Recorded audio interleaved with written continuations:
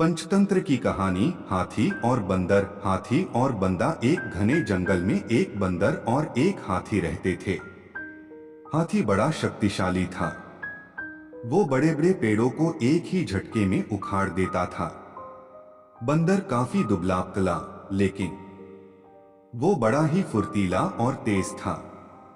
दिन भर बंदर जंगल के पेड़ों पर उछल कूद करता रहता था। बंदर और हाथी दोनों को ही अपने गुणों पर बड़ा ही घमंड था। दोनों ही एक दूसरे से खुद को ज्यादा अच्छा मानते थे।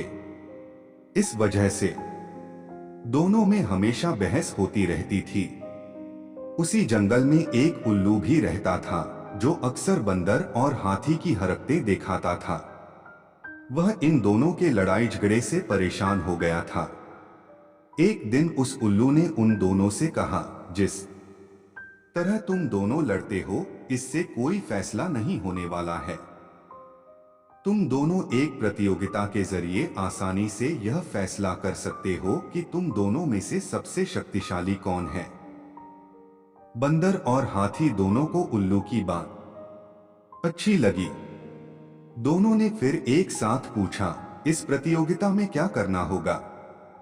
उल्लू ने कहा, इस जंगल को पार करने पर एक दूसरा जंगल आता है, जहां पर एक काफी पुराना पेड़ है, जिस पर एक सोने का फल लगा हुआ है। तुम दोनों में से उस सोने के फल को जो पहले लाएगा, उसे ही इस प्रतियोगिता का विजेता बनेगा और असल मायनों में सबसे शक्तिशाली कहलाएगा। उल्लू की बात सुनते ही बंदर और हाथी बिना कुछ सोचे समझे दूसरे जंगल की तरफ निकले। बंदर ने अपनी फुर्ती दिखानी शुरू की। वह एक ही छलांग में एक पेड़ से दूसरे पेड़ तक पहुंच जाता। वहीं हाथी तेजी से दौड़ने लगा और रास्ते में आने वाली हर चीज को अपने मजबूत सूंड से उखाड़ फेंकता। थोड़ी ही देर में हाथी और बंदर उस जंगल से बाहर निकल गए। इस जंगल से दूसरे जंगल के बीच के रास्ते में एक नदी बहती थी।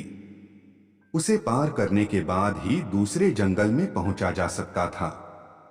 बंदर ने फिर से अपनी फुर्ती दिखाई और झट से वह नदी में कूद गया, लेकिन पानी की लहर काफी तेज थी, तो बंदर नदी में बहने लगा। बंदर को नदी में बहते हुए देखकर हाथी ने तुरंत अपनी सूंड से उसे पकड़कर पानी के बाहर निकाल दिया। हाथी के इस व्यवहार को देखकर बंदर काफी हैरान हुआ।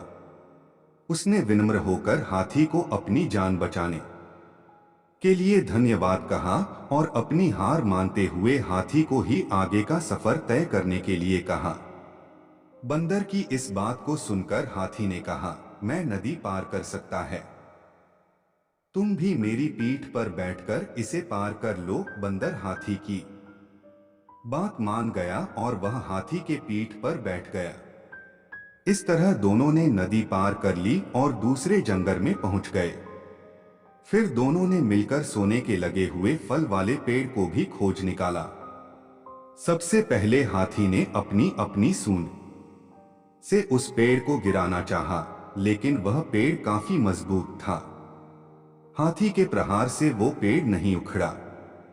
फिर हाथी ने निराश होकर कहा, मैं अब यह फल नहीं तोड़ सकता हूँ। बंदर बोला, चलो मैं भी एक बार कोशिश करके देखता हूँ। बंदर फुर्ती से उस पेड़ पर चलने लगा और उस डाली पर पहुंच गया जहां पर सोने का फूल लगा हुआ था। उसने वह फल तोड़ लिया और पेड़ के नीचे उतर गया। Reported. इसके बाद दोनों वापस नदी पार करके अपने जंगल लौट आए और उल्लू को वह सोने का फल दे दिया। फल पाने के बाद उल्लू जैसे ही इस प्रतियोगिता के लिए विजेता का नाम बोला, वैसे ही बंदर और हाथी ने मिलकर उसकी बात को रोक दिया। दोनों ने एक साथ कहा, उल्लू दादा, अब हमें विजेता का नाम जानने की आवश्यकता नहीं है। इस प्रतियोगिता को हम दोनों ने मिलकर पूरा किया है।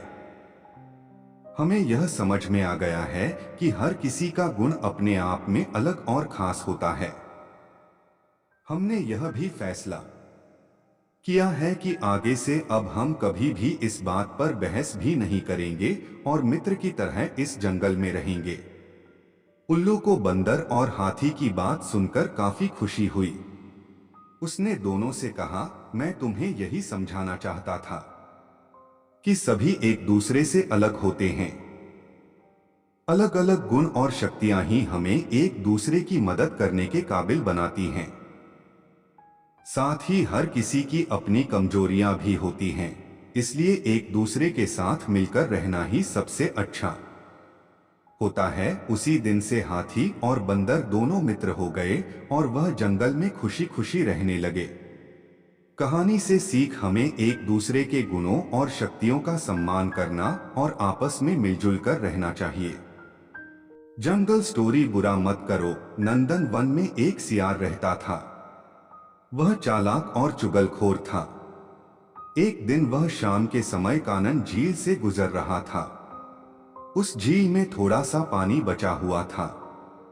गर्मी इतनी पड़ रही थी कि पेड़ पौधों में सूखा पड़ गया था। उसी समय ढेर सारे खरगोशों की आहट पाकर वह एक झाड़ी में छिप गया। एक खरगोशा ने कहा, भाइयों, अब और इस जंगल में हमारा गुजारा मुश्किल है। न हरी घास बची है और न ही पानी। जंगल स्टोरीज। फिर हम क्या करें? दूसरे ने पूछा। यहां से 10 कोस पर चंदन वन है। वह हरा भरा इलाका है। भरपूर भोजन मिलेगा। नया वन है। जाने वहां कितने प्रकार के खूंखार जानवर होंगे। एक बूढ़े खरगोश ने विरोध करते हुए कहा, हमें कुछ दिन यही तकलीफ सहन कर लेनी चाहिए। देखो, बादल घिरने लगे हैं। कुछ दिनों में यहां भी पानी बरसने लगेगा। जंगल स्टोरीज। तब तक जाने कितने खरगोश प्यास से मर जाएंगे। पहले खरगोश ने कहा। तब तक जाने कितने खरगोश प्यास से मर जाएंगे। पहले खरगोश ने कहा। सभी ने उसकी बात का समर्थन किया। हमें जल्दी ही यह इलाका छोड़ देना चाहिए। सबके चले जाने के पश्चात सियार मुस्कुरा उठता है और वह मन ही मन सोचने लगता है, रास्ते में जब शेर की गुफा से गुजरेंगे सभी मारे जाएंगे और बाद में मुझे बचा खुचा खाना मिल जाएगा। इसलिए यह बात बताने वह शेर की गुफा की तरफ चल पड़ता है। वह जानता था चंदन वन गुफा से होकर जाया जाता है। जंगल स्टोरीज। सियार से खरगोशों की मंशा जानकर शेर बहुत खुश होता है। चलो, शिकार अपने आप मेरे पास आ रहे हैं। परंतु सियार को क्या मालूम था कि उसकी चुगलखोरी एक बंदर ने सुन ली है। बंदर सारी बात खरगोशों को बता देता है। इसलिए सारे खरगोश अपना फैसला बदलकर चुपचाप दुबके रहते हैं।